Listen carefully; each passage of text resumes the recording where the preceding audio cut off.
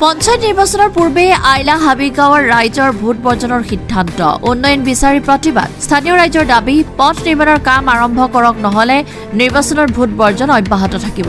শিৱসাগৰ জিলাৰ মগৰাহাট পঞ্চায়তৰ আইলা হাবিগাঁৱৰ ৰাইজৰ ক্ষোভে লৈছে তীব্ৰ ৰূপ শিৱসাগৰ বিধানসভা সমষ্টিৰ অন্তৰ্গত মগৰাহাট পঞ্চায়তৰ অন্তৰ্গত আইলা হাবি গাঁৱত পঞ্চায়ত নিৰ্বাচনৰ পূৰ্বে ক্ষোভৰ বিস্ফোৰণ ঘটিছে উন্নয়নমূলক কাম কাজত চৰকাৰৰ চৰম গাফিলতি আৰু ৰাজনৈতিক দলসমূহৰ মিছা প্ৰতিশ্ৰুতিৰ বিৰুদ্ধে ক্ষুব্ধ গাঁৱৰ ৰাইজে এক ঐতিহাসিক সিদ্ধান্ত গ্ৰহণ কৰিছে ৩০ বছৰৰ ভিতৰত উন্নয়নৰ স্পৰ্শ নোপোৱা এই গাঁও এবাৰ নহয় দুবাৰ পঞ্চায়ত নিৰ্বাচন আৰু ২০২৬ৰ বিধানসভা নিৰ্বাচনত ভোট বৰ্জনৰ হুমকি প্ৰদান কৰে ১৯৯১ চনৰ পৰা বহুবাৰ আবেদন স্মাৰকপত্ৰ স্থানীয় নেতাৰ সৈতে আলোচনা আদিয়ে নহয় ৰাজ্য চৰকাৰ বিভিন্ন বিভাগৰ ওচৰলৈ বহু আহ্বান জনোৱাৰ পিছতো মাত্ৰ ৪.৫ কিলোমিটাৰ দৈৰ্ঘ্যৰ মূল পথৰ আধুনিকৰণ পুনৰ নিৰ্মাণ নহল বোকাপানী খচকি আৰু কষ্টকৰ যাত্ৰাৰ মাজেৰে যুগ যুগ ধৰি পৰিসেৱা গাঁওখনত চৰকাৰৰ উন্নয়নৰ সপোন কেৱল অলেখ আবেদন পত্ৰ আৰু ৰাজনৈতিক প্ৰতিশ্ৰুতিতেই সীমাবদ্ধ হৈ ৰল আইলা হাবি গাঁওবাসীয়ে সংবাদ মাধ্যমৰ আগত স্পষ্টকৈ কৈছে বছৰত ৩০-৩৫ ধৰি উন্নয়নৰ মুখ দেখি পোৱা নাই গাঁওখনে নেতা পালি নেতা সহ দলবোৰ কেৱল ভোট প্ৰদানৰ সময়তহে আহে কিন্তু গাঁৱলৈ উন্নয়নৰ কেতিয়াও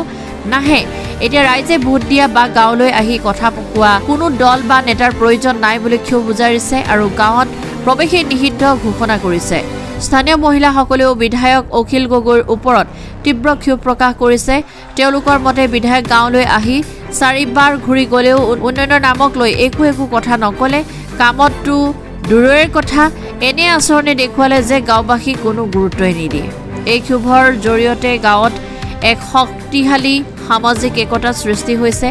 ৰাজনৈতিক নেতা পালি নেতা আৰু ছদ্মবেশী দল সংগঠনৰ ওপৰত থকা বিশ্বাস হেৰাই যোৱাৰ ফলস্বৰূপে ৰাইজে ৰাজনৈতিক প্ৰবঞ্চনাৰ বিৰুদ্ধে সংঘবদ্ধ প্ৰতিক্ৰিয়া দেখুৱাইছে এই ধৰণৰ ঘটনা মাত্ৰ আইলা হাবিতেই নহয় অসমৰ বহু অঞ্চলত ৰাজনৈতিক দলসমূহৰ অৱহেলাৰ ফলত ৰাইজে চৰকাৰী ব্যৱস্থাৰ ওপৰত আস্থা হেৰুৱাই পেলাইছে এতিয়া প্ৰশ্ন জনতাৰ এই প্ৰতিবাদৰ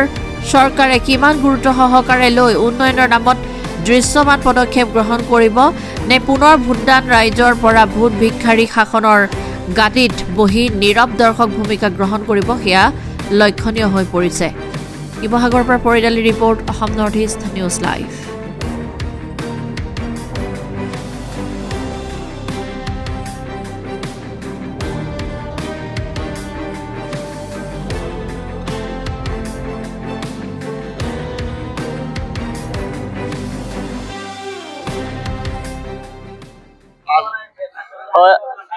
এইটো আমি আইলা হাবি গাঁৱৰ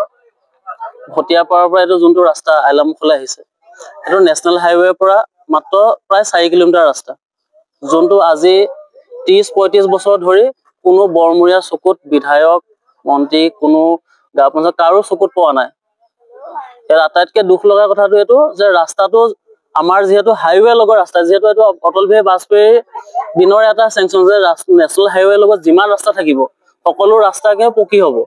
গাঁও আপুনি কাষতে চাব পাৰে যে বাঁহৰ তলৰ ৰাস্তা আপোনাৰ একদম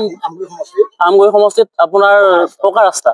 কিন্তু আমাৰ এইটো ইমান মানুহ আছে দৈনিক 100 মানুহ 1000 মানুহ 1500 মানুহ 1200 মানুহ দিনটো ৰাস্তাত অহা যোৱা কৰে কিন্তু শিলগুটি এটা আপুনি ঠাই বিচাৰি নাপায় কোনো ঠাইত আমি এটা সিদ্ধান্ত ৰাইজে মিলি লৈছো যে আমি কোনো ধৰণৰ ভোট আমি প্ৰদান নকৰো পঞ্চায়তে হওক ২৬ চনৰ ইলেকশ্যনে হওক আমি কোনো ধৰণৰ এইটো ভোট বৰ্জন কৰিছো একদম শেষ সিদ্ধান্ত যেতিয়ালৈকে ৰাস্তা কাম আমাৰ ইয়াতে আৰম্ভ নহয় এটো নহয় যে কেইটামান শিলগুটি কেইটামান দি পঞ্চায়তৰ আগত আমাক যে আপোনাক কৰি দিম বুলি কয় সেই লালসা নহব একদম লাগিব মানে লাগিব একদম সম্পূৰ্ণ কাম ঠিকমতে হ'ব লাগিব তাৰ পিছত আমি ইলেকশ্যনৰ কথা চিন্তা কৰিম মূল দাবী মাত্ৰ আমাৰ এটাই ৰাস্তা লাগে আমাক আৰু একো নালাগে বেলেগ একো নালাগে আমাক এইবোৰ কোনো আৰু ঠগ প্ৰবঞ্চনা বহুত শুনিলো আমি ৩৫ বছৰ ৩০ বছৰ আমি শুনি পায়ে আছো